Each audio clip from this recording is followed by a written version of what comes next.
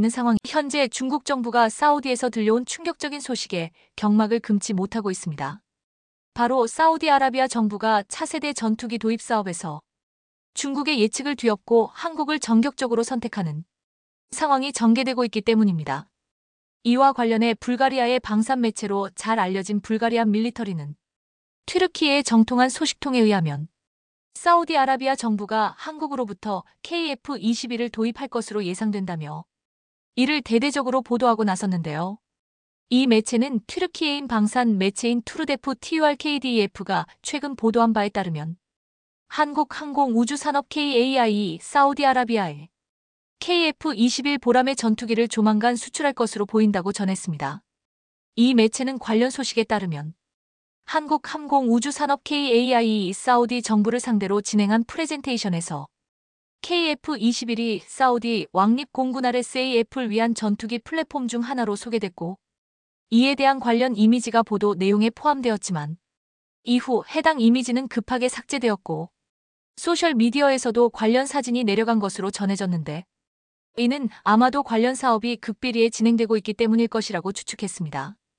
다만 투르데프 TURKDEF가 해당 발표 슬라이드나 삭제된 이미지의 스크린샷을 제공하지 않아 해당 주장에 대한 직접적인 확인은 어려운 상황이다. 현재 사우디아라비아가 5세대 전투기 도입을 모색하고 있다는 점을 고려하면 KF-21을 도입할 가능성도 완전히 배제할 수 없다. 사우디는 유로파이터 타이푼과 F-15SA 이글을 운용 중이며 이를 대체하거나 보완할 신규 전투기 도입을 위해 다양한 옵션을 검토하고 있다. 특히 최근 사우디가 방산 도입 전략을 다각화하고 있는 점을 감안하면 한국이 새로운 공급자로 떠오르는 것도 가능성 있는 시나리오다. 중국이 사우디에 제20 스텔스 전투기를 제안한 사례처럼 비서방 제조업체들이 전투기 시장에서 점점 더 중요한 역할을 하고 있기 때문이다. 그러면서 이 매체는 사우디 정부가 도입을 적극적으로 검토하고 있는 KF-21은 현재 테스트 및 개발 단계에 있는 전투기로 4, 5세대 전투기로 분류되고 있는데 향후 스텔스 기능을 추가할 계획을 가지고 있다고 전했습니다. 그리고 이 매체는 KF-210이 비록 F-35 같은 5세대 전투기와 직접 경쟁할 수준은 아니지만 첨단 항전 장비와 AESA 레이더, 그리고 모듈형 무장 시스템을 갖추고 있어 서방 전투기 대비 성능과 비용 효율성을 모두 고려하는 국가들에게 매력적인 대안으로 평가받고 있다고 보도했습니다. 특히 이 매체는 앞서 잠시 언급했던 것처럼 중국 정부가 사우디를 상대로 제20 전투기를 수출하기 위해 국가적인 사활을 걸고 나섰지만 결국 사우디 정부가 중국 측의 끈질긴 구애에도 불구하고 단박에 제20을 외면한 채 KF-21 도입을 검토하고 나선 것은 그만큼 KF-21이 제20보다 뛰어난 성능과 가성비를 자랑하고 있기 때문이라고 보도했습니다. 그도 그럴 것이 현재 중국은 전투기 엔진에 대한 원천 기술 자체가 없어 그동안 러시아산 엔진을 복제해 사용해왔는데 특히 러시아산 AL-31F 엔진을 복제한 WS-15 엔진을 제20에 채택하려고 했다가 엔진 내부 온도가 섭씨 1350도를 넘어가면 갑자기 출력이 떨어지는 등 심각한 문제가 발생한 것도 모자라 지상 시험 도중 엔진이 폭발하는 사고까지 발생하면서 결국 14년이 넘도록 제20을 실전 배치하지 못하고 있는 만큼 사우디 정부가 이러한 상황을 간과하고 제20을 도입하는 것은 그야말로 섣불지고 불로 들어가는 것과 다름없다는 것입니다. 따라서 이 매체는 만약 한국항공우주산업이 사우디 정부를 상대로 KF-21과 관련된 프레젠테이션을 한 것이 사실이라면 이는 한국이 KF-21의 전투기 수출 시장을 적극적으로 확대하고 있음을 의미한다고 덧붙였는데요. 이는 KF-21 도입에 적극 나선 필리핀과 폴란드 외에도 사우디를 비롯한 많은 나라들이 KF-21을 도입하기 위해 적극적인 행보를 보이고 있다는 것입니다. 하지만 이 매체는 사우디 정부가 KF-21을 도입하려면 여러 난관을 극복해야 한다고 지적했는데요. 사우디아라비아가 KF-21을 도입할 가능성이 제기되면서 리야드 사우디와 서울 한국 간의 기술 이전 및 산업 협력 여부가 중요한 논점으로 떠오르고 있다.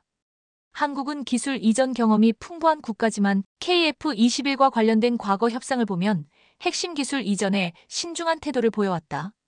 예를 들어 KF-21 개발의 공식 파트너인 인도네시아는 해당 항공기 전투의 핵심 기술에 대한 접근 계약을 확보하는 데 어려움을 겪었다.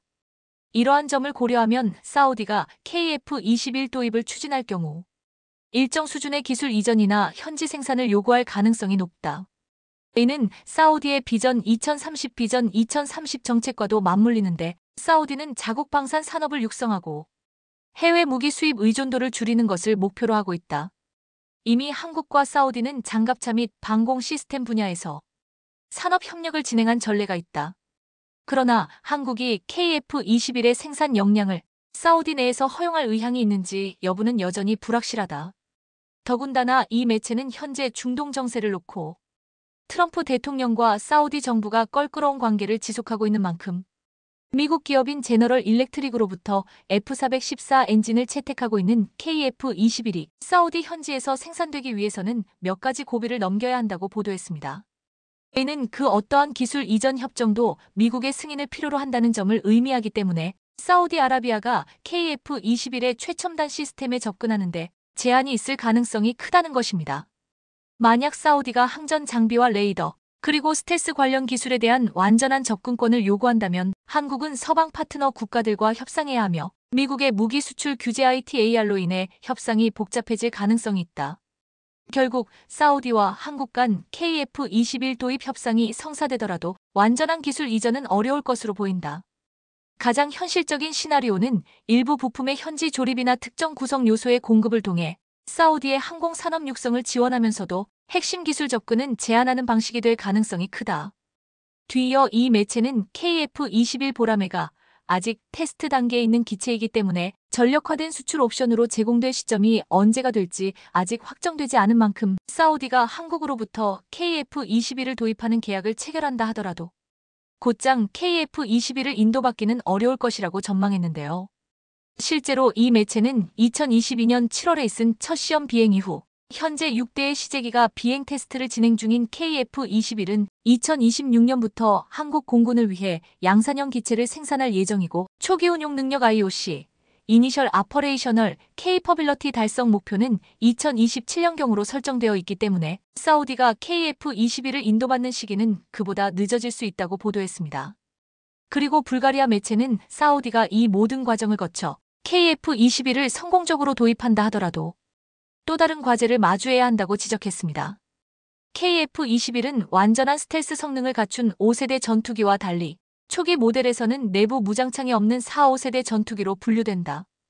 그러나 향후 개량을 통해 첨단 스텔스 구성을 추가하여 5세대 전투기에 보다 가까운 성능을 갖추는 것이 목표다.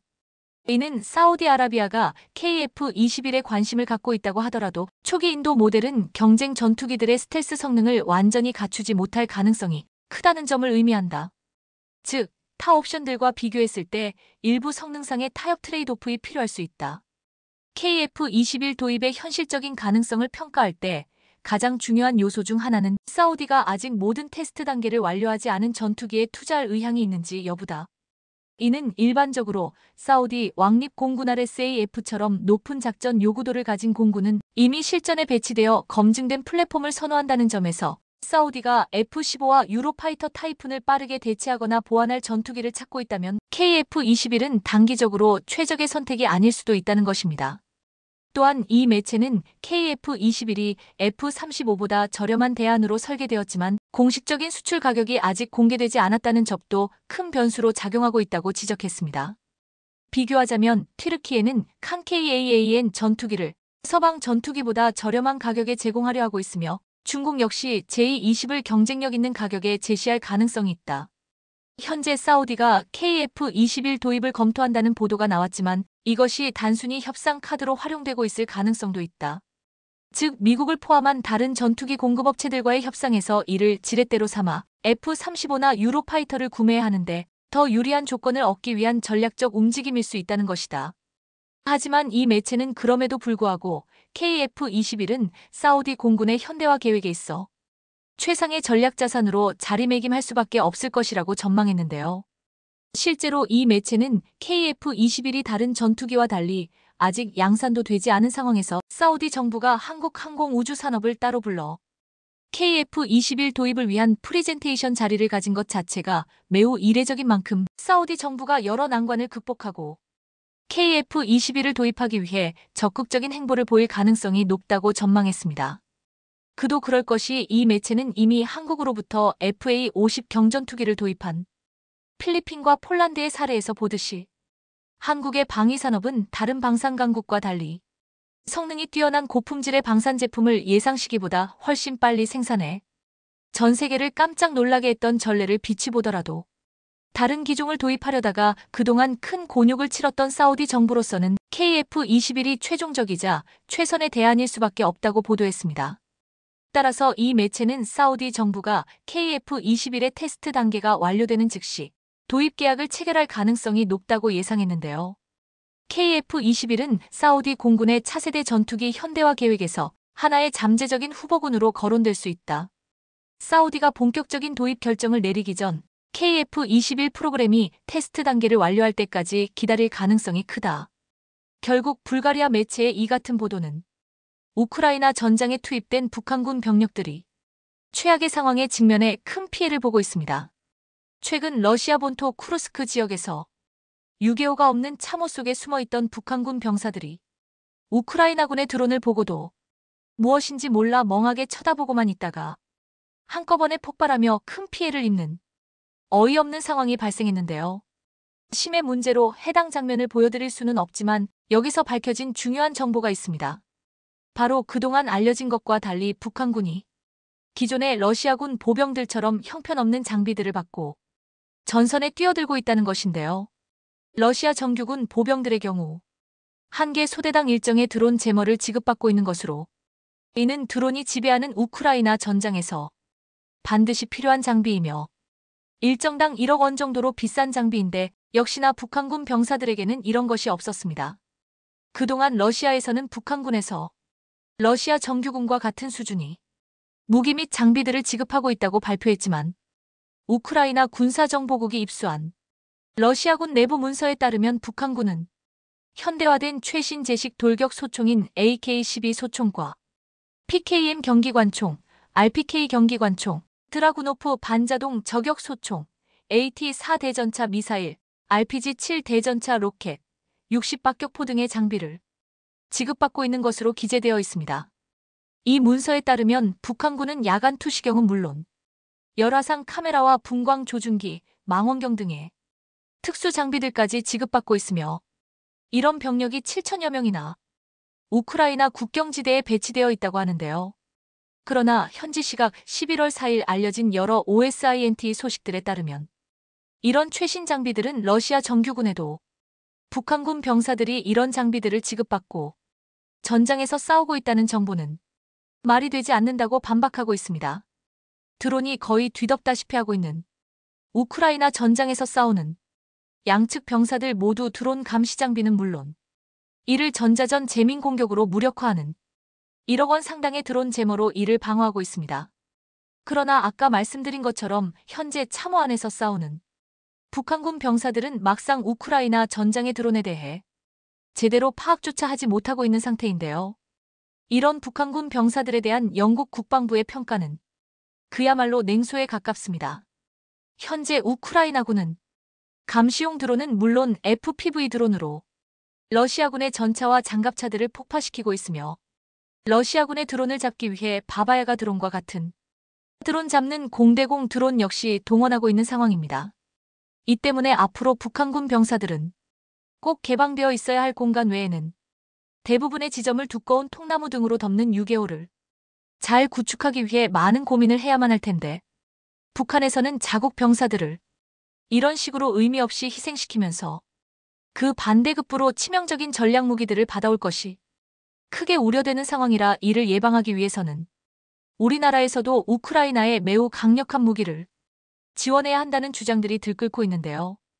이 무기가 지원된다면 당장 러시아 모스크바의 크렘린에 절체절명의 위협을 가할 수 있게 되며 최근 강화되는 북한과 러시아의 군사적 협력에 제동을 걸 수 있을 만한 무기가 있습니다.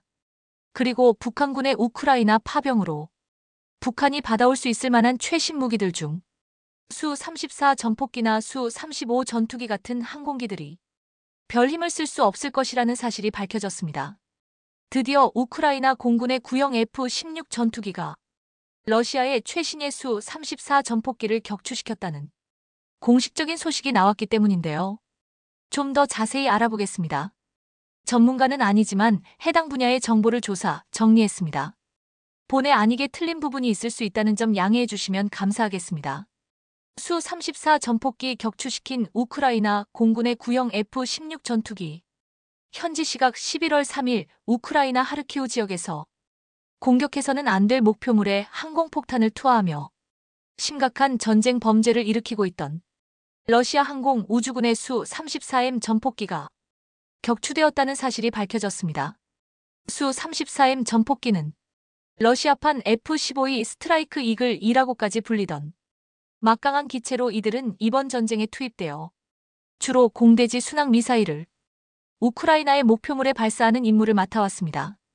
이 전폭기들은 미 해군의 최강 전자전기인 EA-18G 그라울러 전자전기들이 적의 지상 방공망을 무력화시키는 데 필요한 ANALQ-99 전자전 포드와 유사한 기능을 수행하는 SAP-14 전자전 포드는 물론 자체 방어용 ECM 전자전 포드인 SAP-518 등의 강력한 전자전 장비를 탑재하고 있어 쉽게 격추시키기 어려울 것으로 예상되어 왔는데요.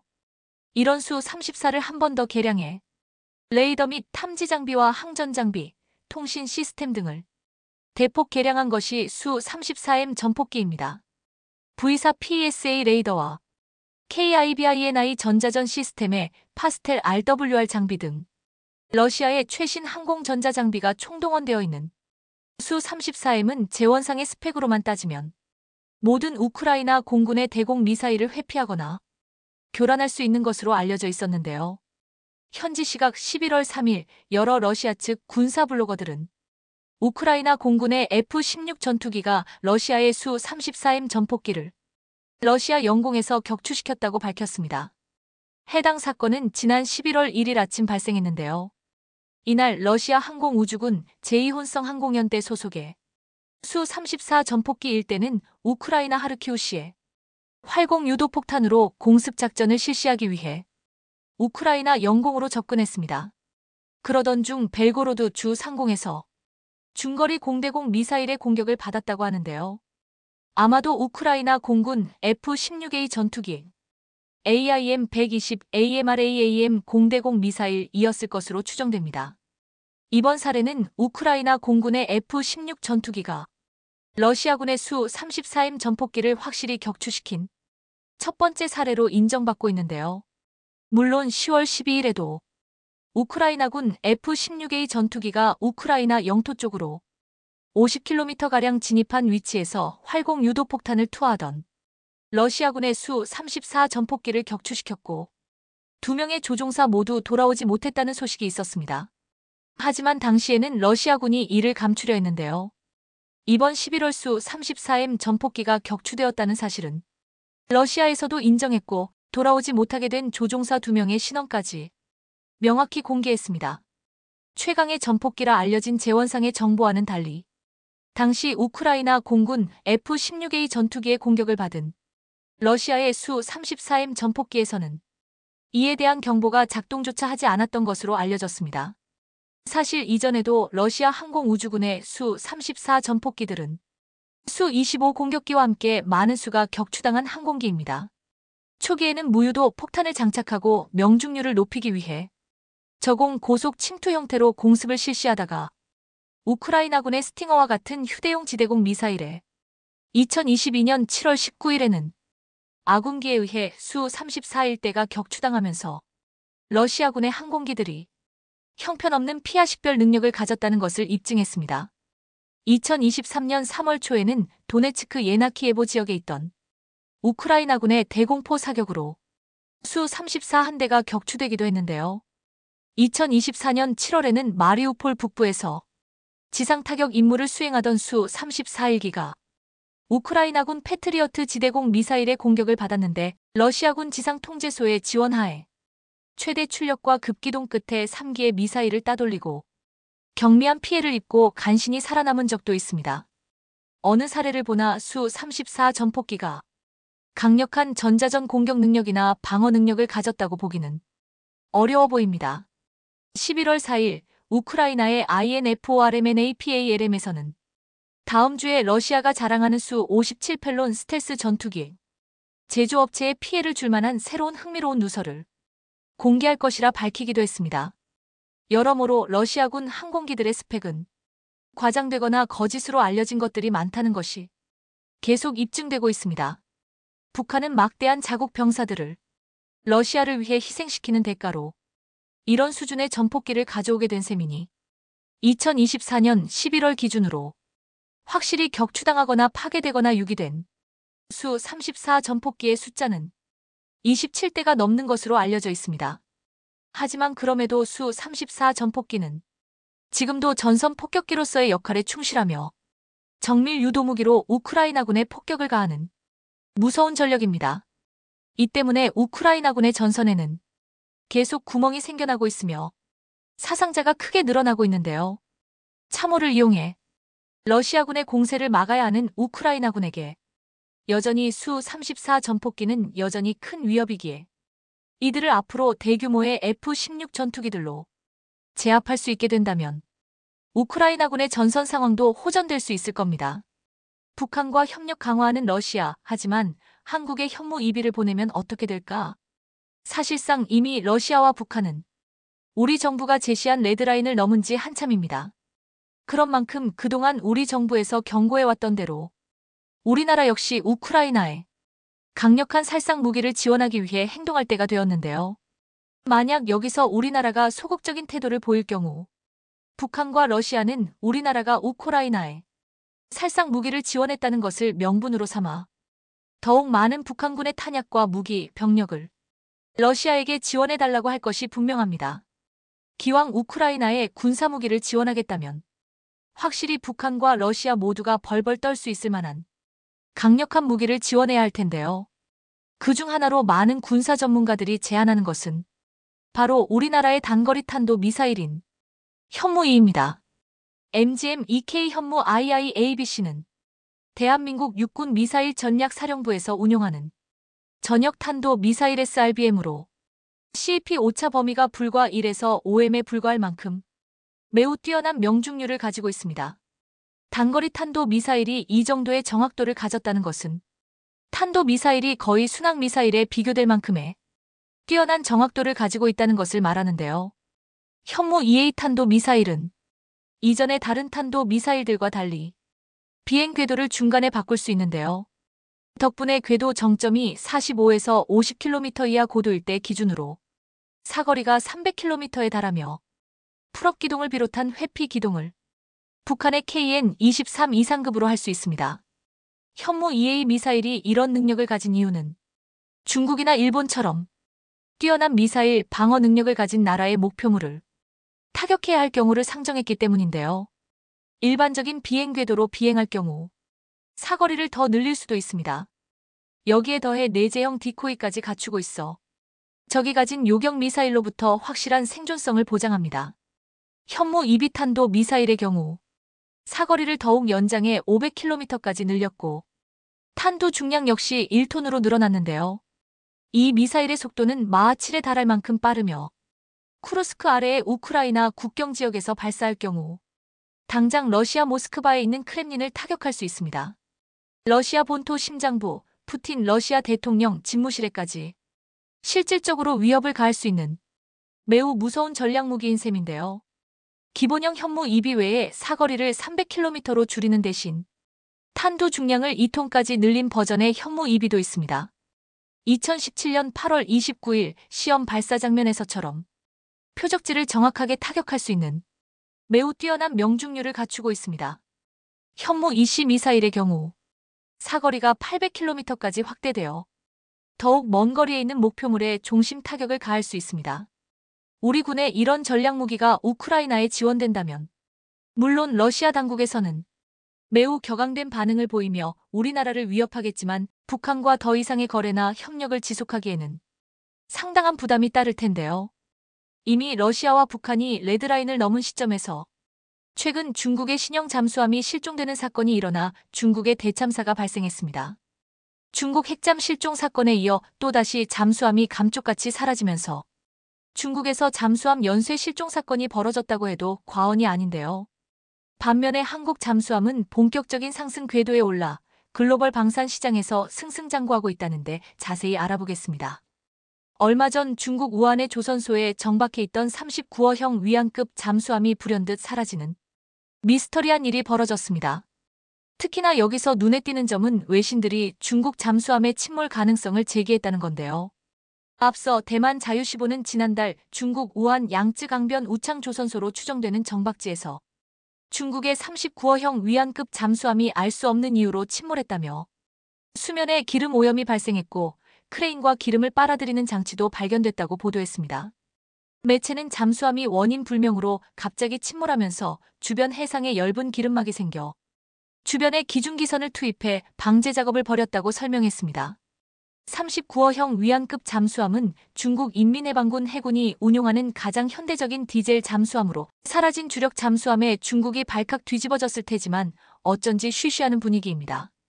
중국 조선소의 수상한 변화를 알아차린 건 퇴역한 미 해군 잠수함 전투장교인 톰 슈가트 신미국안보센터 선임연구원입니다. 앞서 슈가트는 SNS에 조선소 주변 위성사진을 게시하며 잠수함이 정박돼 있던 곳에 크레인 바지선이 모여 있다고 지적했었습니다.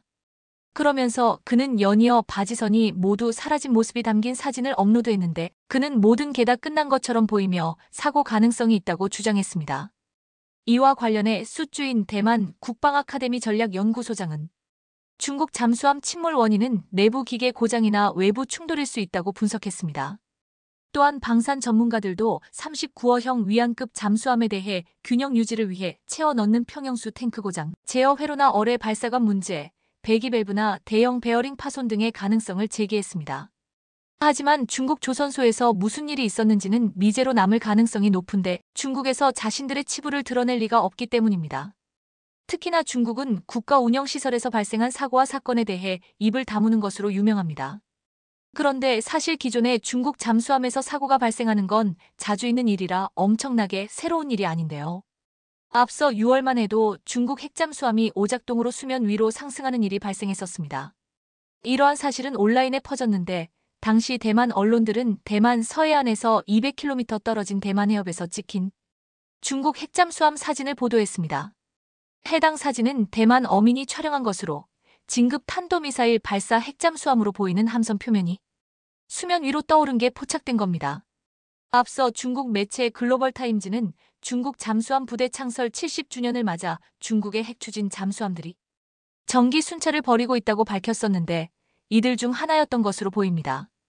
군사 전문가들 역시 남중국해에서 칭다오 기지로 귀환하던 핵잠수함이 오작동으로 수면 위로 떠오른 것 아니냐며 지적했었습니다.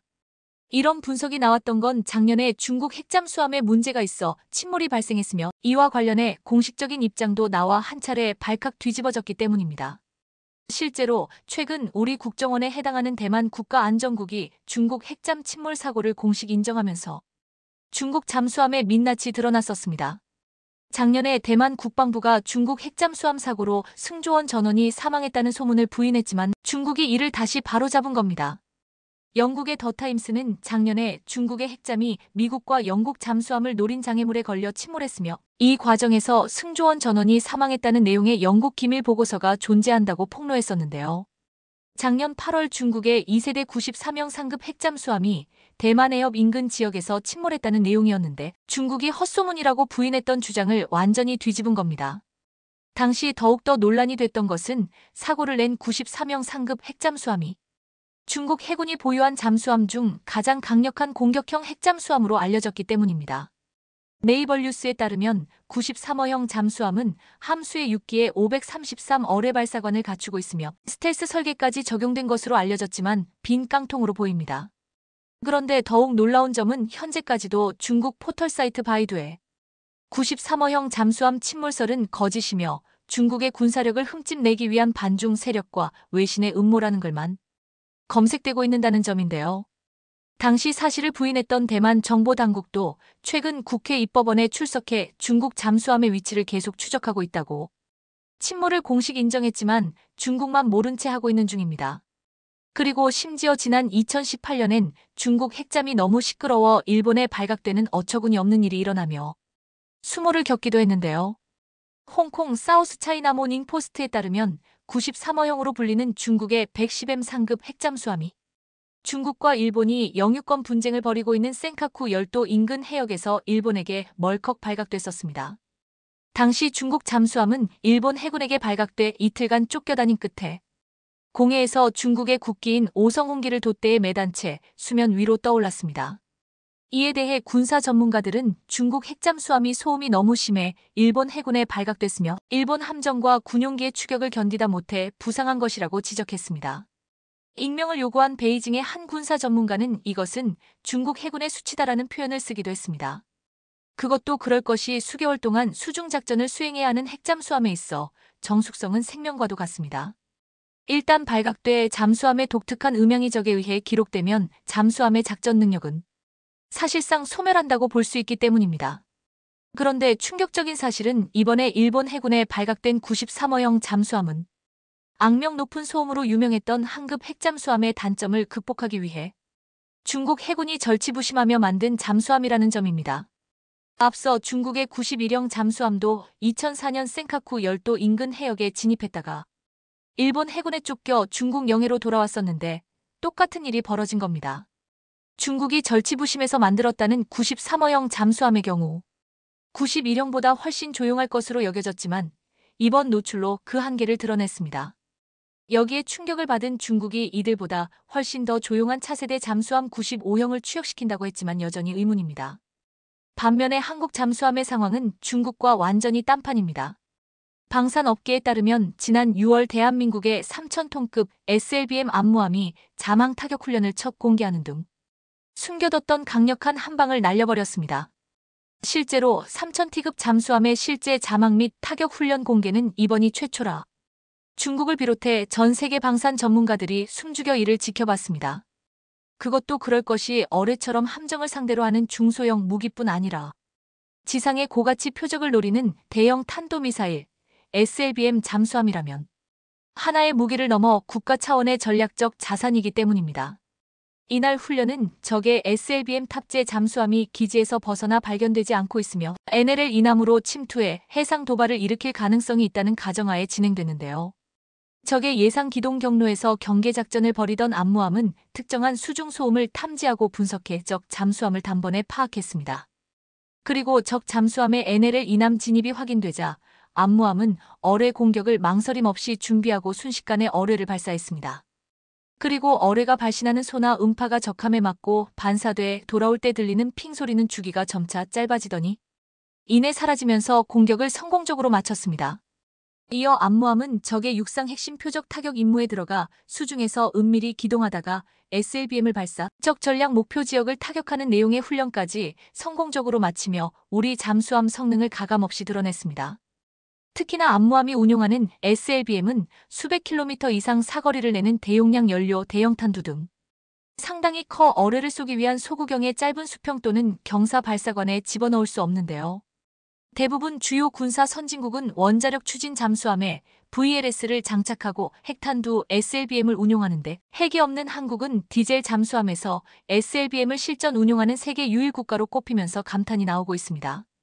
그리고 최근 더 강력해진 국산 잠수함 이번함의 기공식이 열리면서 그야말로 대한민국이 잠수함 강국을 향해 한 걸음 더 내딛게 됐습니다.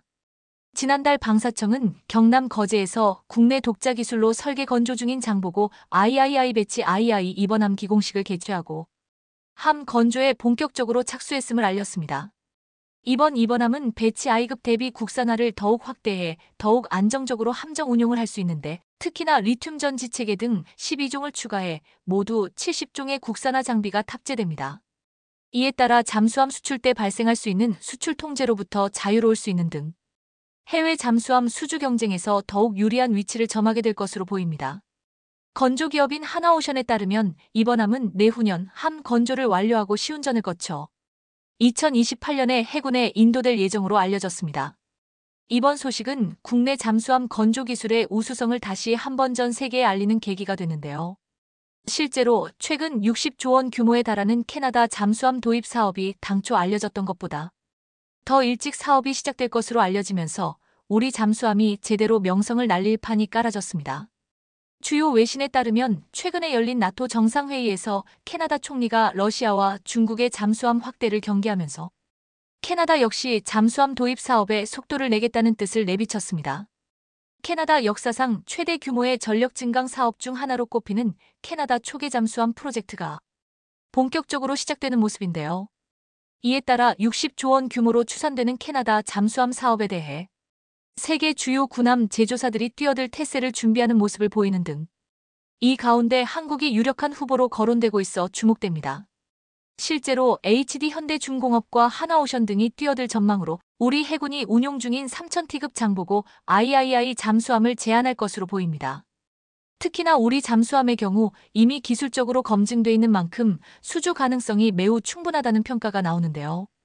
이르면 올 가을 캐나다 잠수함 사업의 윤곽이 드러날 것으로 보이는 가운데 미국 해군이 주도하는 세계 최대 규모 다국적 해상훈련인 2024년 환태평양 훈련 림팩 RIMPACR 림 어브 퍼시픽에서 한국은 대규모 해군 전력을 이끌고 참여한 것은 물론이고 다국적 해군을 이끄는 부사령관의 지휘를 맡아 대한민국의 위상이 몰라보게 달라져 있음을 확인시켜 해주었습니다.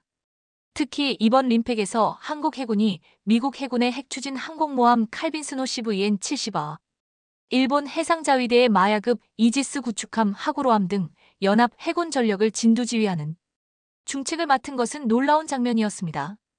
1990년 림팩에 처음으로 정식 참가 기회를 얻었을 때만 해도 한국은 다른 나라 해군을 보고 배우는 입장이었지만 해가 갈수록 한 단계 한 단계 발전하더니 이제 드디어 지휘의 영역에 올라선 것인데요.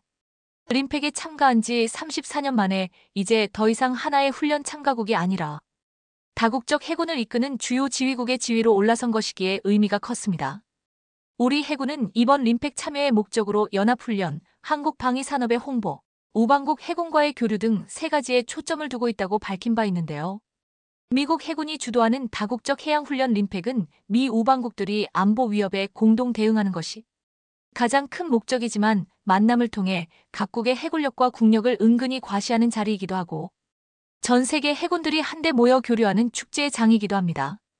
한국은 우방국 해군과의 교류를 위해 지난 2일 한국의 차기 상륙함 4900T급 천자봉함에서 함상 리셉션 행사를 개최했는데 한국의 이번 림팩 리셉션은 참가국들 사이에서 엄청난 화제가 되었습니다. 일단 이번 림팩에서 연합해군 구성군사 부사령관의 위치에 오른 한국의 문종화 림팩 전대장이 세뮤얼 파파로 미국 인도태평양 사령관 등 고위 장성들을 맞이했는데요.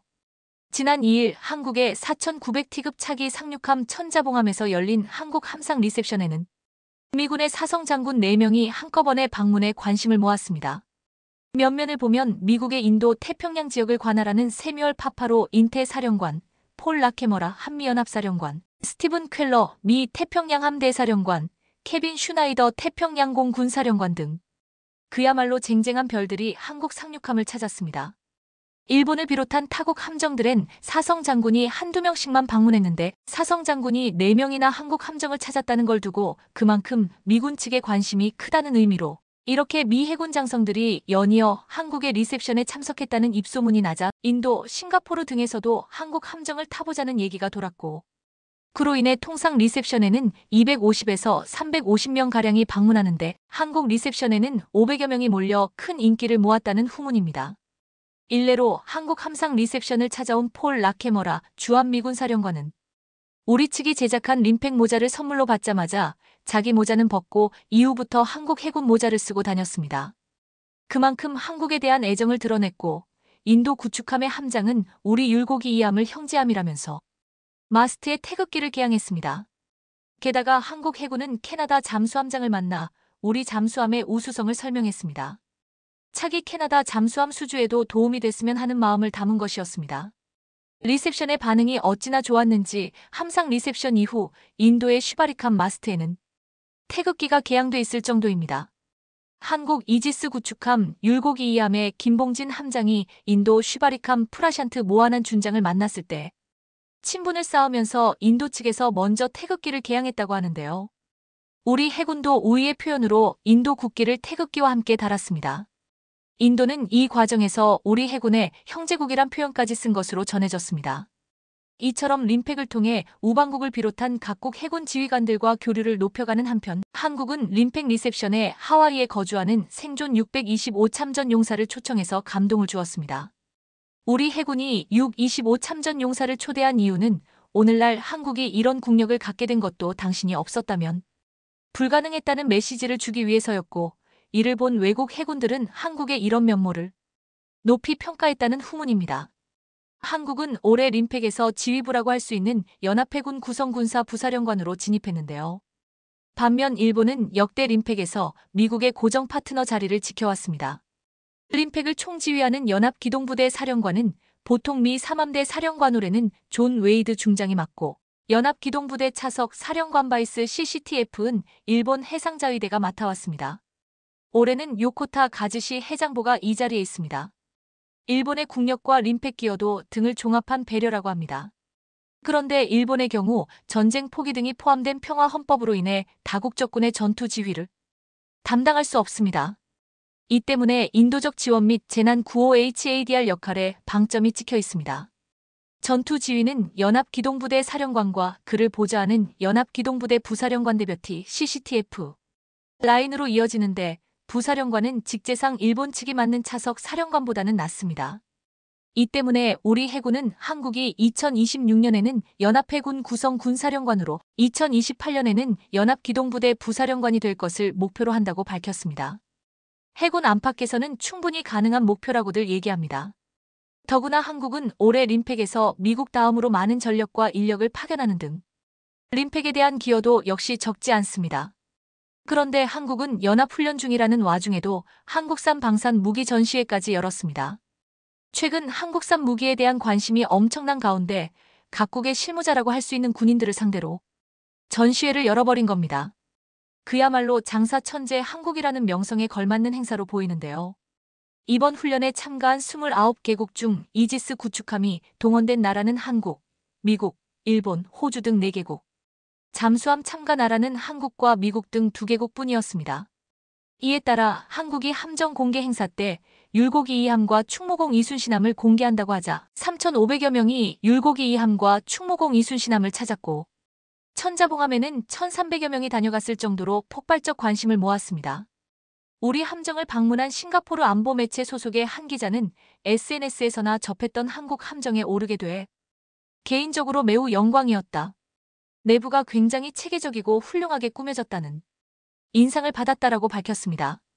이런 가운데 해군은 국내 방산업체들과 협력해 지난 1에서 3일 천자봉함 차량갑판에서 방산 전시회를 열었는데요.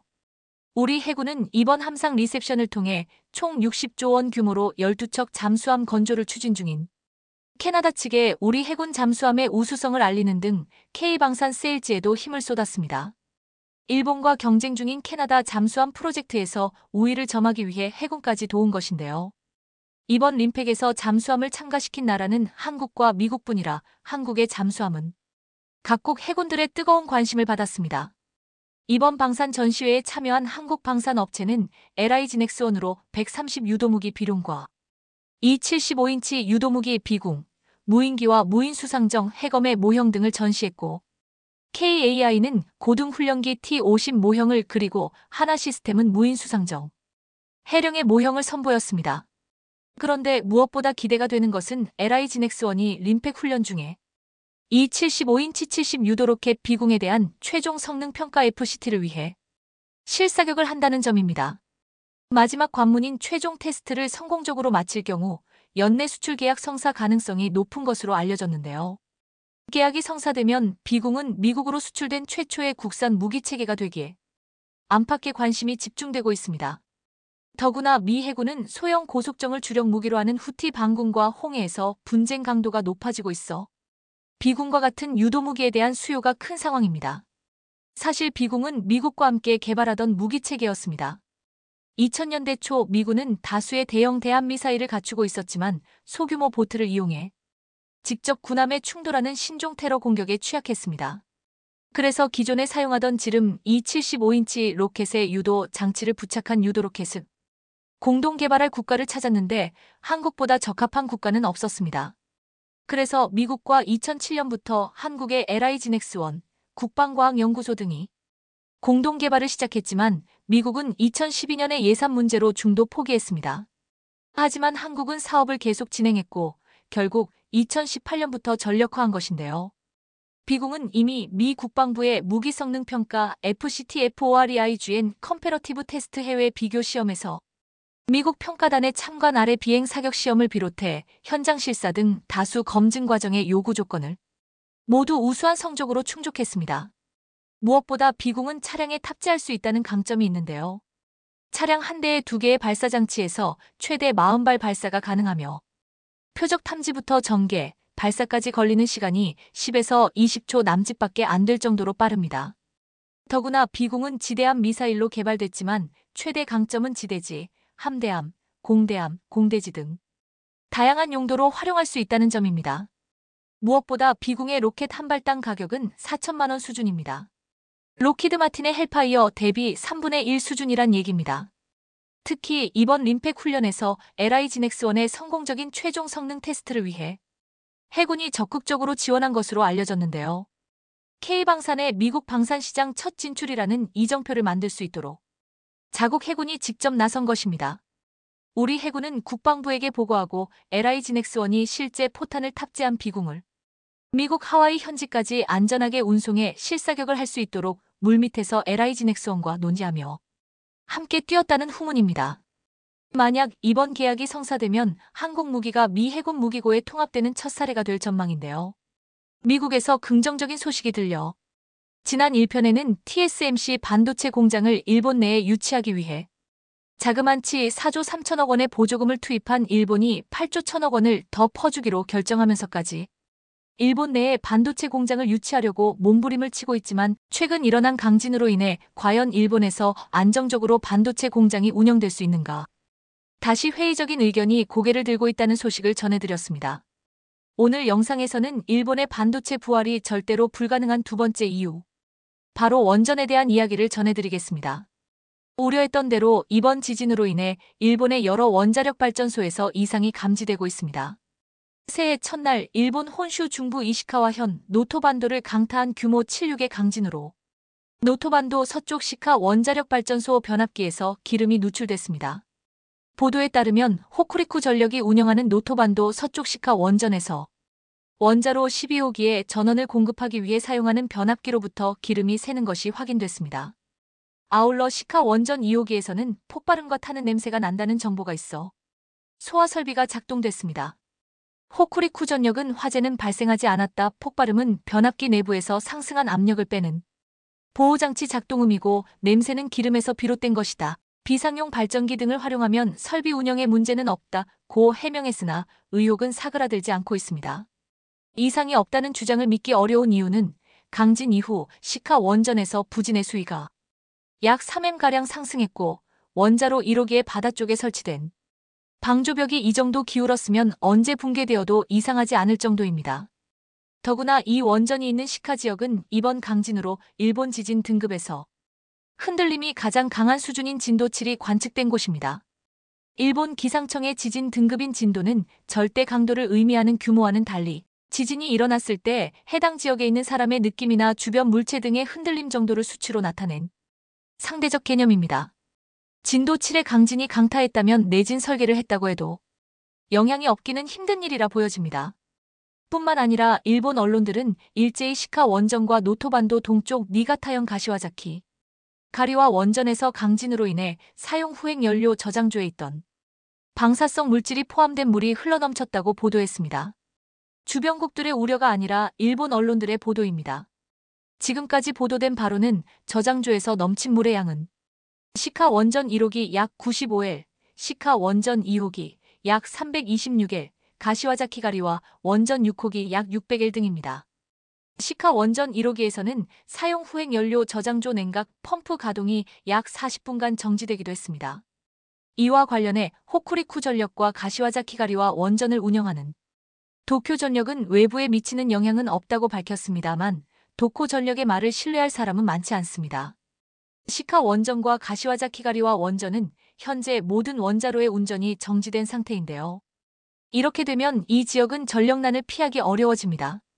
무엇보다 지진이 낮은 일본에서 지진이 날 때마다 원전 가동이 중단되면 산업시설은 항상 불안에 떨어야 하며 멈출 때마다 막대한 피해를 감수해야 합니다. 그런데 문제는 이시카와 지역은 일본 IT 산업의 젖줄이 되는 다양한 소재 부품 장비 업체가 몰려있는 곳이라는 점입니다.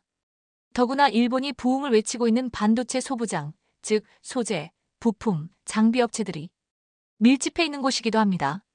이곳에 지진과 쓰나미가 덮쳤으니 일본의 산업 인프라는 엄청난 충격을 받은 것이며 신규 단층 발견으로 앞으로도 계속 지진과 쓰나미 리스크를 안고 가야 하는 형국에 몰리고 말았습니다.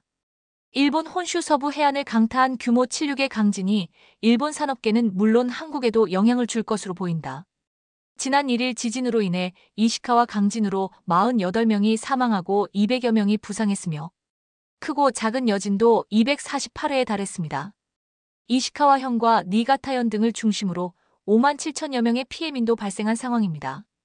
진앙인 이시카와현을 비롯해 인근인 후쿠이현, 도야마현 등에는 IT 관련 소재 부품 장비 업체가 집중적으로 몰려 있습니다. 이시카와현에는 도시바를 비롯해 샤프, 파나소닉 홀딩스, TV용 LCD 패널을 생산하는 재팬 디스플레이 등이 제조 공장을 갖고 있습니다. 심지어 도시바는 이시카와현 노미시에서 전력용 반도체를 생산 중입니다. 지난 2022년에 1조 원가량을 투자해 기존 생산시설을 2~5배나 증산했는데 그만 이렇게 지진이 덮친 것입니다. 이시카와현 가가시에서 구동 모터를 생산하는 파나소닉 홀딩스의 경우 인근에 다양한 부품을 생산하는 공장이 많아 지진 상황에 민감하게 반응하고 있는 것으로 알려져 있습니다. 적층 세라믹 콘덴서, MLCC는 웬만한 IT 관련 제품에 다 사용되는 전자산업의 쌀로 불리는 제품인데요. 전 세계 적층 세라믹 콘덴서 MLCC 시장에서 40%에 육박하는 점유율을 가진 무라타 제작소도 이시카와현에 인접한 후쿠이현 에치젠시에 있습니다. 문제는 새해 첫날 지진이 발생하면서 최소 3일에서 최장 8일까지 새해 연휴를 갖는 일본 특성상 아직까지 정확한 피해 상황 확인조차 쉽지 않다는 것입니다. 게다가 일본 반도체 부흥은 인력난이라는 걸림돌까지 만나고 말았습니다.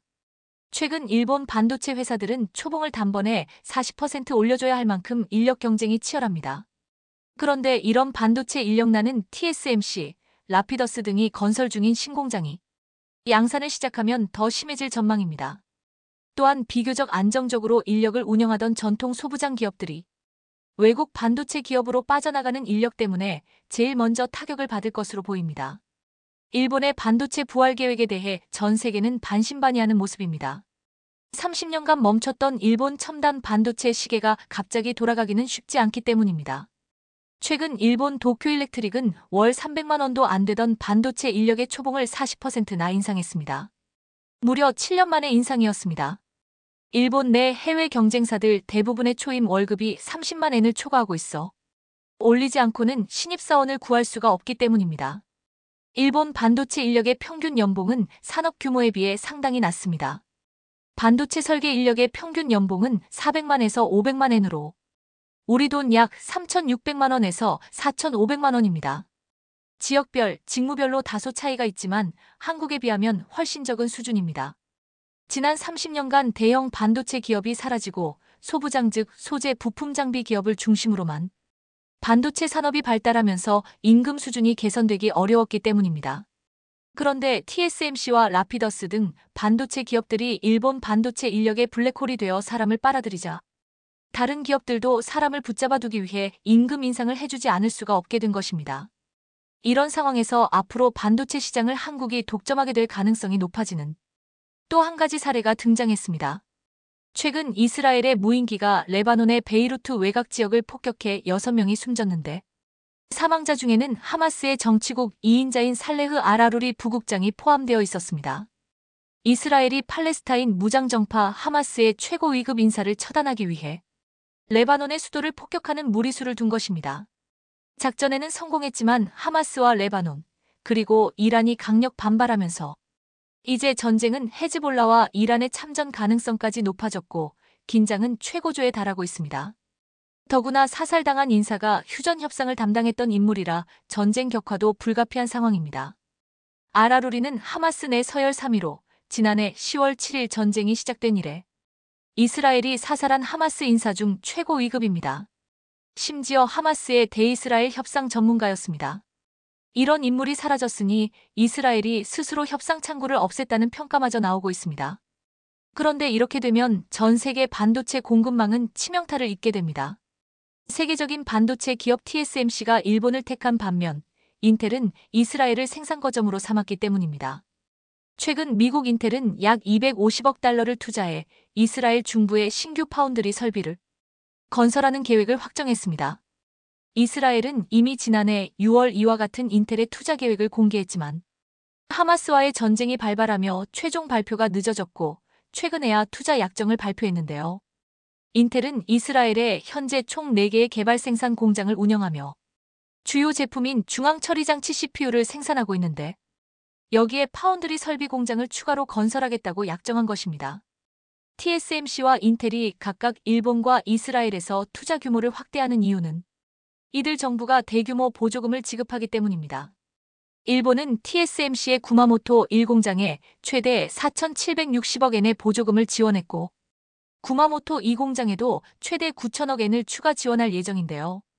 이스라엘 정부도 인텔의 해당 투자에 대해 32억 달러의 보조금을 지급하겠다고 밝힌 바 있습니다. 하지만 인텔은 이스라엘 하마스 간 전쟁 때문에 사상 최고로 높아지고 있는 지정학적 불안감 때문에 TSMC는 불의 고리에 위치한 일본의 자연적인 위치 때문에 잦은 지진으로 인한 불안한 환경에 발목을 잡힌다면 그들이 그렇게 피하고 싶은 상황, 즉 글로벌 반도체 공급의 의존도가 삼성전자와 SK하이닉스와 같은 한국 기업에게 쏠릴 가능성이 높습니다. 울산급 배치삼 호위함 충남함이 해군에 인도되었으며 울산급 배치사 건조 사업에 하나오신이 계약하면서 충남함급 호위함을 12척 보유하게 될 것입니다. 이와 더불어 지난달 해군에 인도된 잠수함 구조함 강화도함의 후속함 건조 사업도 결정되어 강화도함급 구조함 2척 체계를 만들 수 있을 것으로 기대됩니다. 오늘은 충남함과 강화도함 인도 소식과 후속함 건조 사업에 대해 분석해보는 시간을 가져볼까 합니다. 지난 18일 방위사업청은 최신 호위함 울산급 배치삼 선도함 충남함 FFG 828이 해군에 인도됐다고 밝혔습니다. 향후 약 6개월 동안 전력화 훈련을 거쳐 작전 배치될 충남함은 뛰어난 전투 능력과 향상된 탐지, 추적 성능을 갖춰 해상 전력에서 또 하나의 K방산의 기술 집약체로 평가됩니다. 방위사업청에 따르면 지난 2020년 3월 충남함 체계 개발 계약 후 4년 7개월 만인 이날 울산 HD현대중공업 독수선사업부 본관에서 인도식을 가졌습니다. 충남함은 해군에서 운용 중인 구형 호위함 FF과 초계 한 PCC를 대체하는 3600톤급 최신형 호위함으로 울산급 배치삼의 첫 번째 함정입니다. 신현승 방위사업청 함정사업부장은 충남함은 국내 첨단 과학기술이 집약된 최신의 호위함으로 국내 함 정건조 능력이 우수성을 세계적으로 입증했다라며 K방산 수출에도 기여하게 될 것이라고 말했습니다. 방사청은 해양방위권역 내 책임해역 감시와 방어, 해양권익 보호와 해양 동제권 확보가 가능한 전투 능력과 생존성이 향상된 최신의 함정이라며 해역 함대의 주력함 또는 기동부대 증원 전력으로 운용될 예정이라고 설명했습니다. 충남함은 길이 129m, 폭 14.8m, 높이 38.9m이며 5인치 함포와 한국형 수직발 4체계, 대함 유도탄 방어 유도탄, 함대함 유도탄, 전술함 대지 유도탄, 장거리 대자머레 등을 주요 무장으로 장착하고 있습니다. 특히 함정의 두뇌인 전투체계를 비롯한 주요 탐지 장비와 무장이 모두 국산화되었으며 국내 기술로 개발한 다기능 위상 배열 레이더가 처음으로 장착되었습니다. 다기능 위상 배열 레이더는 이지스 레이더와 같이 사면 고정형 위상 배열 레이더로 전방위 대공, 대함 표적에 대한 탐지, 추적 및 연계의 대공 표적 동시 대응이 가능합니다. 이와 더불어 안액의 탄도탄 추적 능력은 보유하고 있지만 요격 능력은 없다는 부분이 아쉬운 부분입니다. 스텔스형 설계를 적용한 충남함의 마스트에는 첨단 과학기술을 집약한 복합 센서 방식의 적외선 탐지 추적 장비가 탑재되어 있습니다. 다만 동합 마스트 설계가 적용되지 않아 최근 건조되는 함정에 비해 스텔스성이 상대적으로 떨어진다는 지적도 있습니다. 충남함은 국내 개발한 선체 고정형 소나와 예인형 선배열 소나를 운용하며 하이브리드 방식의 추진체계로 수중방사 소음을 최소화해 우수한 대잠전 능력을 갖추고 있습니다. 충남함이라는 이름은 1964년 미 해군으로부터 인수한 호위 구축함과 국산 기술로 건조한 호위함에 두 차례 명명돼 운용하다 퇴역한 바 있으며 2022년 11월 해군 함명 제정위원회를 통해 울산급 배치삼 1번함 함명으로 제정되었습니다. 하나오션이 울산급 호위함 배치사 1, 2번함의 건조를 본격화합니다. 울산급 배치삼5 6번함에 이은 수주로 함정 명가로서의 진면목을 다시 한번 입증했다는 평가가 나옵니다. 지난 18일 하나오션은 방위사업정과 2030년 12월까지 진행되는 울산급 배치사 1, 2번함 건조 사업에 대한 본계약을 8,391억 원에 체결했다고 밝혔습니다. 1980년대부터 사용해 온 울산급 호위함을 대체하는 4단계 프로젝트의 마지막 사업으로 모두 6척이 건조될 울산급 배치사는 대한민국 해군이 운영하는 호위함의 미래를 완성한다는 의미가 큽니다. 울산급 배치 35, 6번함에 이은 후속함으로 배수량과 외형의 변화는 없지만 울산급 배치사는 추진체계가 국산화되어 적용되고 무장이 수가되는 등 약간의 업그레이드가 진행될 예정입니다. 울산급 배치사는 성능 개량 장비인 전투체계와 무장사종, 신규 장비인 CIWS-2와 전자전장비 2의 체계동함이 이루어지게 됩니다. 또한 병력 자원이 감소할 미래 작전 환경에서 인력 절감을 고려한 함정 설계는 물론이고 승조원의 운용 거주 편의성을 향상시킬 방안도 적용됩니다. 이 밖에도 적사이버 위협 대응을 위한 사이버 보안 관제 체계와 함께 고도화된 무인기 위협 대응 능력도 갖추게 됩니다. 그러나 울산급 배치사는 울산급 배치삼 절개를 기본으로 튜닝 정도 하는 수준이기 때문에 기존 울산급 배치삼의 근본적인 문제점을 그대로 안고 갈 수밖에 없는 함정입니다. 만재 4,300톤에 비해 과무장과 다양한 임무를 수행하기 위한 각종 센서와 장비들이 탑재되어 장기 작전에는 부적합하다는 평가를 받고 있습니다. 호주 호위함 사업에서 최종 엔트리에 못 들어간 이유도 작전 지속 능력에서 많은 감점을 받았기 때문입니다. 개인적으로는 당초대로 예산을 복원하여 만재 5,000톤급 중반의 다목적 호위함으로 건조하던지 혹은 몇백 톤이라도 함선을 키워 거주성과 확정성, 작전 지속 능력 확보를 했으면 합니다. 하나오션은 울산급 배치삼5 6번함에 이어 배치사 1, 2번함을 성공적으로 인도함으로써 대한민국 해군력과 자주국방 역량 강화에 기여한다는 방침입니다. 그동안 말도 많았던 잠수함 구조함 강화도함이 군에 인도되었으며 후속함 건조도 확정되어 있습니다. 지난달 거제 조선소에 서강화도함을 해군에 인도했습니다. 2021년 10월 진수한 강화도함 은 시운 전평가 기간을 거쳐 전력화 과정을 거쳤습니다. 이로써 해군은 잠수함 구조함인 정해진함, 강화도함 두 척 체제를 완성했습니다. 강화도 밤의 뮤정은 정해진함에 비의 길에게 키시고 새 구조 방식도 센터원 센터 웰 방식으로 변경되었으며 길이 120m, 너비 19m, 배수량 5,600T입니다. 심해 구조 잠수정 DSRV 1회당 17명의 구조 능력을 갖추고 있습니다. 강화도함은 심해구 조잠 수정 DSRV관 자동함 이후 지장치, 수중 무인 탐사기, 포화 잠수체계 등 첨단 류조와 잠수체계를 갖추고 있으며 탑승 중형급 헬기를 탑재할 수 있고 130여 명의 승조원이 탑승합니다. 강화도함은 심해 구조 잠수정 DSRV 함 중앙동로의 센터 웰을 동한 전 6회수체계를 적용해 해상 기상이 좋지 않은 상황에서도 구조활동을 펼칠 수 있습니다. 파도 높이 4m의 악천 후에서도 심해 500m까지 조난 잠수함의 승조원을 구조할 수 있는 것으로 알려졌습니다. 물이 지난달 전력화된 참수함 초함 강화도함의 후속함 견조 사업의 파일감화. 지난 16일 국방부는 제165회 방위사업추진위원회에서 잠수함 구조함 ASR 2배치 2후속함 사업 추진 기본 전략 및 건조 계획안을 심의, 의결했습니다. 이 사업은 올해 11월 전력화된 강화도함의 후속함 건조 사업으로 선도함의 결함 및 개선 보완 사항을 선제적으로 반영할 예정입니다. 사업 기간은 오는 2026년부터 2031년까지이며 약 6,364억 원이 투입됩니다. 방사청은 전자광학 장비와 구조작전 체계를 추가 탐재해 조난 잠수함 남색과 구조작전 지휘 능력을 향상시킬 것이라며 잠수함 구조함 이적 체제를 유지해 상시 잠수함 구조 준비 태세가 완비될 것으로 기대된다고 밝혔습니다. 한국 기업들은 이제 태국에서 손 털고 나가는 분위기다. 동남아시아에서 최대 자동차 생산국으로 꼽혔던 태국의 자동차 산업이 최근 침체 국면에 빠지고 있다고 합니다. 그 이유로는 바로 태국 경제에 큰 기여를 했던 현대 자동차가 공장을 철수하고 네팔로 탈출했기 때문인데요. 최근 방콕 포스트가 전한 바에 따르면 태국 총리는 주요 외국 기업과 각국 경제단체장을 초대하는 행사를 열었다고 합니다.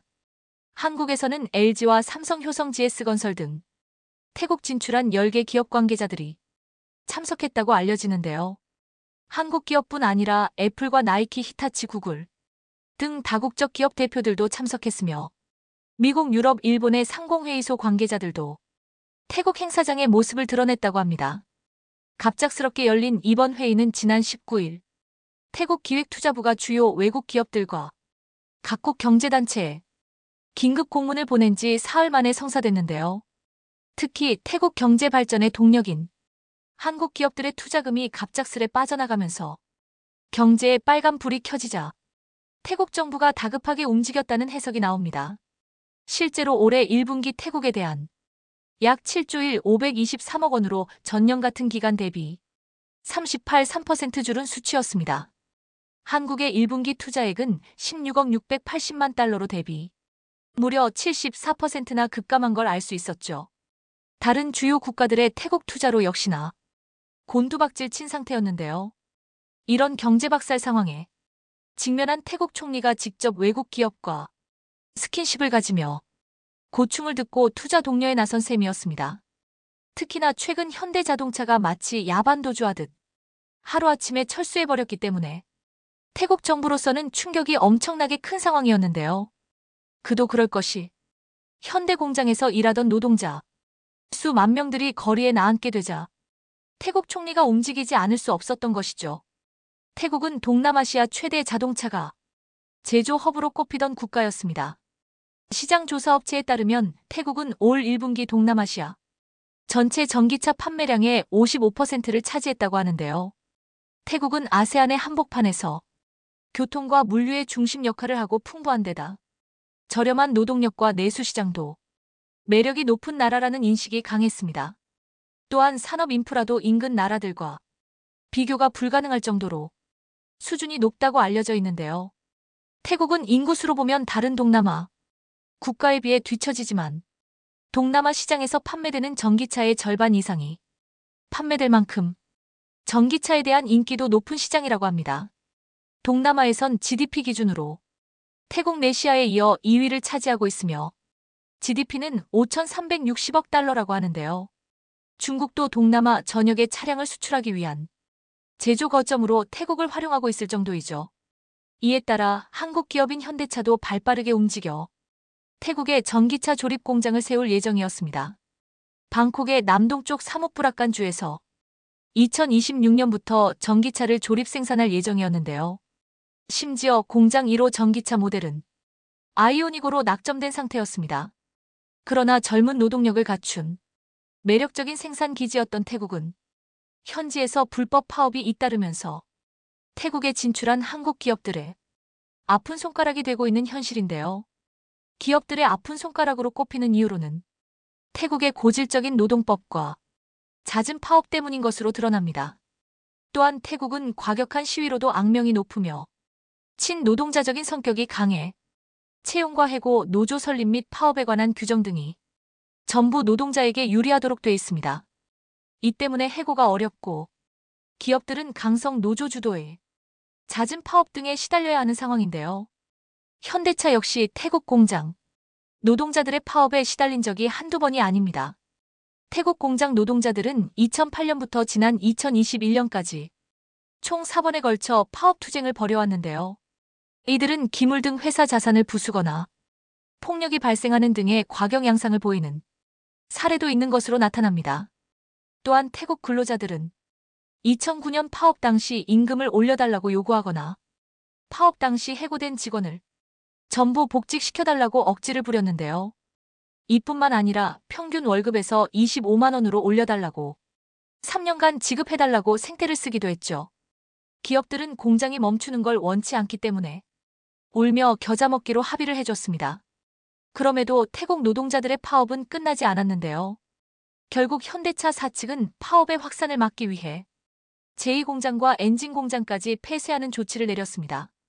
그리고 경찰을 투입해 점거 파업을 진압해달라고 태국 주 정부에 요청했죠.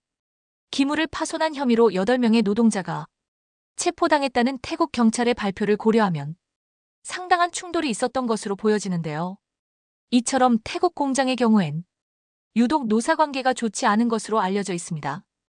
2009년 당시 파업은 태국 해당 주정부까지 개입하면서 종료될 정도였는데요. 현대차는 수십 명의 해고 직원을 복직시켜주고 급여의 20% 이상을 인상해주면서 합의했습니다. 그러나 현대차 관계자에 따르면 이틀간의 파업으로 4,000대 이상의 자동차가 조립되지 못했다고 밝혔으며 그간의 파업으로 2,800만 달러의 손실이 발생했다고 전했는데요. 이후 파업이 끝난 다음 현대차 태국 공장 측은 태국 공장에서 만드는 물량은 멕시코 공장으로 옮기겠다. 이것이 뜻하는 바는 분명했습니다. 더 이상 화나게 하면 아예 물량을 빼돌리거나 공장을 철수해버리겠다는 뜻이었죠. 현대차가 이렇게 강하게 나가자 현재까지 약 10몇 년이 지났지만 최근까지 이들은 잠잠했습니다. 이런 흐름 덕분에 다른 한국 기업들도 안심하고 태국에 하나 둘 진출하기 시작한 것이었는데요. 하지만 잊을만 하면 고개를 드는 태국의 고질적인 장기 파업에 따라 해외 대기업들도 태국 탈출의 속도를 내는 상황입니다. 특히 한국 기업들의 입장에서 태국은 더 이상 매력적인 사업지가 아니라고 하는데요. 현지 근로자들의 잦은 불법 파업은 물론이며 이들의 요구를 계속 들어주다 보면 수익을 내기에 어려운 상황들이 계속 발생하기 때문입니다. 따라서 한국 기업들은 애초에 그런 리스크를 피해서 안전하게 사업을 할 수 있는 다른 국가로 떠나는 것이 맞다고 판단한 것인데요. 특히나 베트남과 비슷한 태국의 뒤통수를 잘 아는 한국 대기업들은 현명한 결정을 내려왔습니다.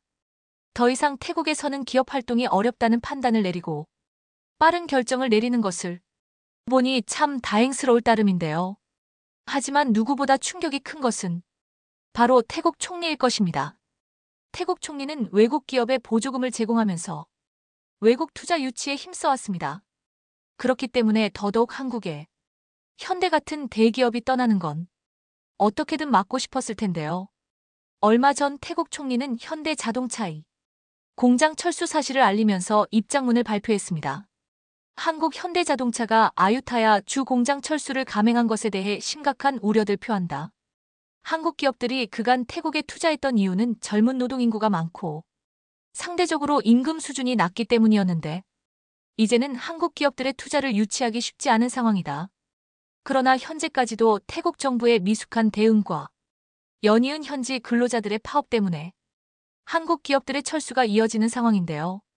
특히 신규 투자와 생산시설 증설 계획 등을 아예 취소하거나 연기하는 상황마저 벌어지고 있습니다. 그간 태국은 실컷 한국 기업들의 뒤통수를 때리다가 이제 발등에 불이 떨어지니 현대차의 바지가랑이를 붙잡고 있는데요. 한국은 여러모로 태국을 도운 나라였습니다.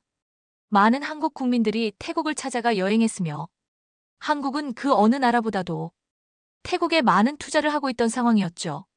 그러나 결국엔 현대차가 철수를 감행했고 태국은 침몰하는 경제 지표를 보며 비명을 내지르는 상황인데요. 한국이 불법 체류와 전쟁을 선포하며 입국 심사 강화에 이어 태국인 입국 금지까지 강행하는 가운데 태국 총리가 사태를 진정시키기 위해 직접 발 벗고 나선 것으로 전해집니다. 그동안 태국 총리는 한국을 만만하게 보고 온갖 망언을 해대며 한국의 비위를 거슬려 왔는데요. 하지만 한국의 강경한 대응에 현재는 꼬리를 팍 내린 모양새입니다. 한국에 거주하는 태국 출신 불법 체류자 문제는 이미 태국에서도 큰 관심을 끌고 있습니다. 최근엔 한국 정부가 태국과 비자 면제 협정 폐기를 검토했다는 보도가 나온 이후 태국 내에서는 자성론이 일고 있는데요. 이에 따라 태국 총리도 한국을 달래기 위해 직접 움직이기 시작한 것으로 보입니다. 한국이 전자여행 허가제를 도입한 이후 태국에서는 반한 감정이 거세진 게 사실입니다. 이는 한국 보이콧 현상으로까지 번지게 됐는데요. 태국 내에서 반한 감정이 심각해지자 여행객들 사이에선 태국에서 한국인이란 이유로 혹시 모를 피해를 입는 게 아니냐는 우려도 커지고 있습니다. 실제로 태국 여행을 앞둔 한국 시민들의 불안감은 증폭되는 분위기입니다. 지난주 친구와 3박 5일 방콕을 다녀온 직장인 여성은 1년에 두세 번 갈 만큼 태국을 좋아했는데 이번엔 기분 탓인지 현지에서 바라보는 눈빛이 달랐다. 현지 택시기사가 어디서 왔냐고 물어보는데 선뜻 말을 하지 못했다. 태국은 아시아권에서 한국과 비자 면제 협정을 맺은 몇 안 되는 국가입니다. 양국 간 협정에 따라 태국인들은 한국에 올 때 여권만 갖고 비행기를 타면 90일 동안 비자 없이 체류할 수 있는데요. 베트남과 필리핀 국민은 한국에 입국하려면 단기 방문 비자를 발급받아야 하지만 태국인 상당수는 비자 면제를 활용해 입국하는 것이 현실. 그러다 보니 관광 목적으로 입국한 뒤 취업을 하거나 범죄를 저지르는 태국인이 부쩍 늘었다는 것이죠. 최근에는 뜨거운 한류의 영향으로 한국에 호감을 갖게 된 태국 여성들이 한국인 브로커에게 속아서 국내에 들어온 뒤 성매매 조직에 넘겨진 사건도 벌어졌습니다. 지금은 여러 가지 문제로 갈등이 깊어진 상황이지만 사실 한국과 태국의 공식적인 접촉은 매우 오래된 역사를 가지고 있는데요. 양국의 교류는 고려, 공양왕 시기로 거슬러 올라갑니다. 특히 한국 기업들이 태국에서 연이어 철수하면서 세계의 주요 기업들도 태국 사업을 대거 정리하려는 움직임을 보이고 있어 태국 시민들에게 큰 충격을 던져주고 있습니다. 태국의 운명이 송두리째 흔들리고 있는 태국 시장은 최근 연평균 성장률이 11% 이상, 경제 성장률이 3~4%가량 되면서 전 세계적으로 관심을 받는 시장 중 하나였습니다. 특히 최근 들어 중국과 미국이 패권 경쟁에 의해 공급망으로서 입지가 위태위태하다 보니 중국에서 떠난 기업들이 태국으로 가는 상황이었는데요. 삼성이나 LG, 현대자동차 등도 태국에 직접적으로 거액을 투자하고 있었습니다. 그러나 올해 들어 엄청난 이슈가 되었던 것은 바로 한국 기업들을 상대로 태국 공장에서 불법 파업이 일어나고 있다는 점이었는데요. 파업의 이유로는 현지 근로자들이 임금을 기존보다 2배 늘려달라거나 취업을 시키는 것을 가능하게 해달라는 것들이었습니다. 그러나 한국 기업 입장에서는 당연히 받아들이기 어려운 조건이었는데요. 그런 가운데 최근엔 파업으로 몸살을 앓던 현대차가 결국 네팔로 핸들을 돌렸습니다. 태국의 파업에 질려버린 현대차가 결국 네팔에 연간 약 5,000대 생산 규모의 공장을 설립한 것이었는데요. 실제로 현대차는 네팔 룸비니주에서 공장 준공식도 개최했는데 이날 준공식에는 네팔 총리까지 직접 참석하면서 눈길을 끌었습니다. 현대차는 이 공장을 통해 배뉴 등을 연간 8,000대 생산할 계획이라고 밝히면서 약 200명의 직원도 고용할 예정이라고 발표했습니다. 이를 계기로 네팔은 자국 내에서 최초로 자동차 생산을 시작하게 되었으며 현대자동차 조립 공장이 준공됨으로써 네팔 최초의 메이드인 네팔 자동차가 생산될 예정이었는데요. 이로 인해 네팔 총리는 엄청난 경제 발전과 일자리 창출로 인해 만족의 미소를 띠고 있었습니다. 반면 태국의 파업에 완전히 질려버린 현대차는 최근 네팔을 비롯해 남아시아 지역의 조립 공장을 꾸준히 늘리고 있는데요. 마치 태국에게 보란 듯이 태국에서 손을 떼고 네팔과 파키스탄, 방글라데시, 스리랑카 등의 공장을 설립했습니다. 그런 가운데 태국에게는 한 번 더 절망스러운 사태가 벌어졌는데요. 바로 세계적인 기업 애플마저 네팔 쪽으로 손을 뻗고 있다는 소식이었습니다. 사실 가만히만 있었다면 태국은 내년쯤 애플과 구글, 폭스콘 등의 최신 스마트폰 생산 라인을 모두 갖춘 모바일 제조기지가 될 수 있었습니다. 게다가 애플과 폭스콘은 태국 투자에서도 가장 적극적이었는데요. 애플은 향후 5년 내 태국 생산 규모를 현재의 5배인 400억 달러까지 끌어올릴 계획임을 밝히기도 했습니다.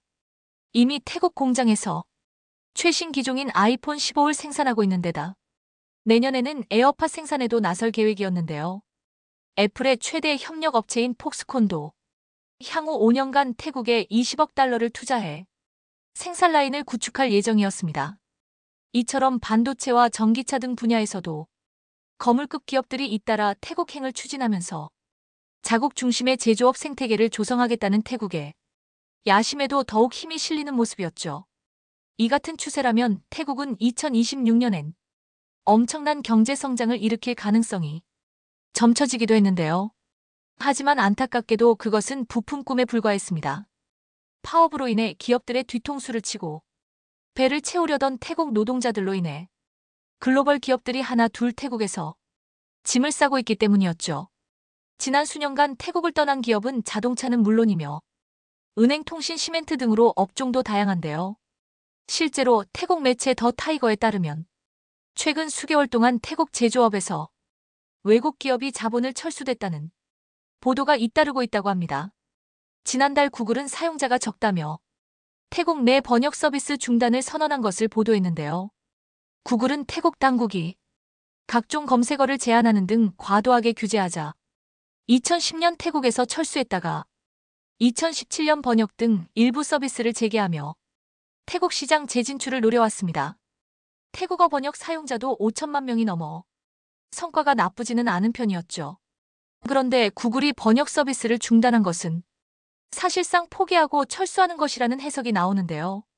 앞서 지난 2019년 구글은 미국에 판매할 레스트 온도 조절기와 서버 하드웨어 일부 생산 기지를 중국에서 태국으로 옮긴 바 있습니다.